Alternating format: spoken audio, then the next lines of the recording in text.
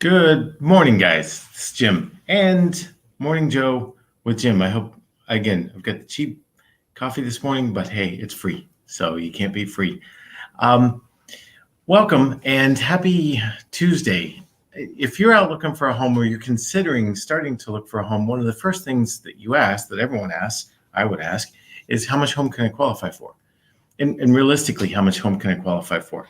And I want to share a screen because I've got a really neat calculator. I can do this for you if you want.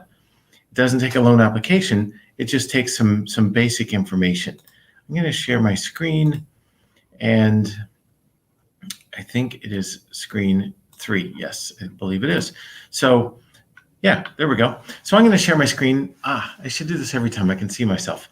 So this is the basic calculation. Let's just say, and all I do is input your information, right? Let's say you make $65,000 a year, and rates are, and you have good credit, so rates are about 3%. They're a little bit lower than that now, but they've been fluctuating. So let's say it's 3%. You're doing a 30-year loan, and you have $15,000 to put down. You've saved up about $15,000 plus a little for closing costs. Oh, and you have $500 a month in other payments, right? Other monthly obligations. So you've got a car payment and maybe a credit card bill with a small balance, and maybe a student loan on an income-based repayment plan, something like that. Bear with me while I get my morning Joe. We put in property taxes, and I can help you with that. And we say we don't want to exceed 43% debt ratio, which is the recommended by Fannie Mae, by the way.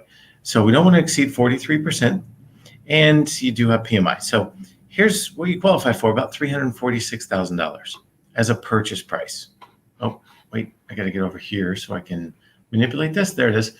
And you can kind of see the ranges and stuff like that, right? But about 345, let's just call it, as far as a purchase price, right? So here's an interesting thing. And this is why it's really great if you can pay off all or most of your debt to qualify. And let me do 2 examples. So let's say you don't have $500 a month in car payment, credit card, whatever. You have $1,000. So all of a sudden it goes from 335 to 238, right? It has a massive impact on the amount that you qualify for. Oops, 5,000. That's a lot. 500.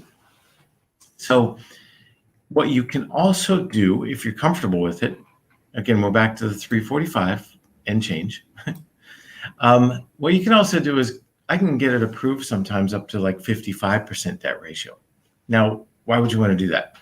That's considered house poor, except in some cases, right? Let's say you're married, your spouse is self-employed, writes off a bunch on taxes or hasn't filed taxes yet this year or something, right? Has extended through October, but there's other income coming in that you know about and I know about, but we can't use to qualify.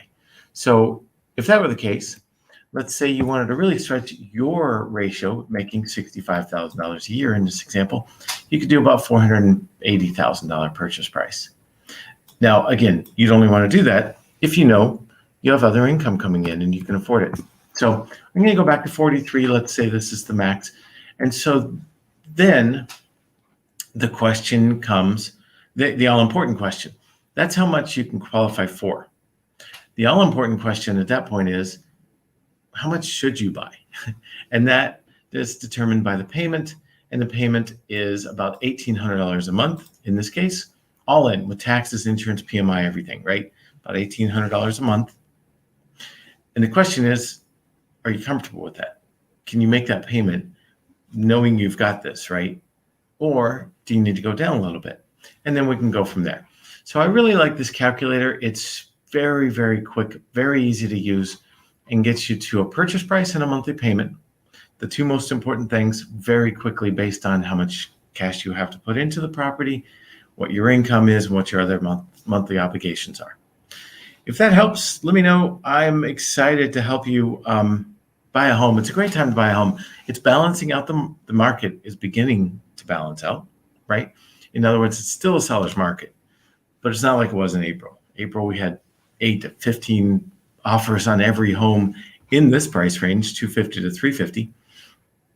And now we don't. Let me stop sharing. Come over here.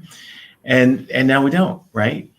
We still have one or two or three sometimes, but we can compete with that, especially if we do a really solid pre-approval.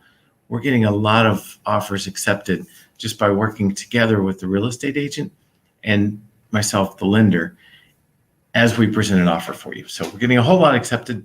It just takes teamwork. It takes a little bit more effort, and we're happy to do that. Have a great day. If I can do anything for you, let me know, and I will hopefully talk to you soon.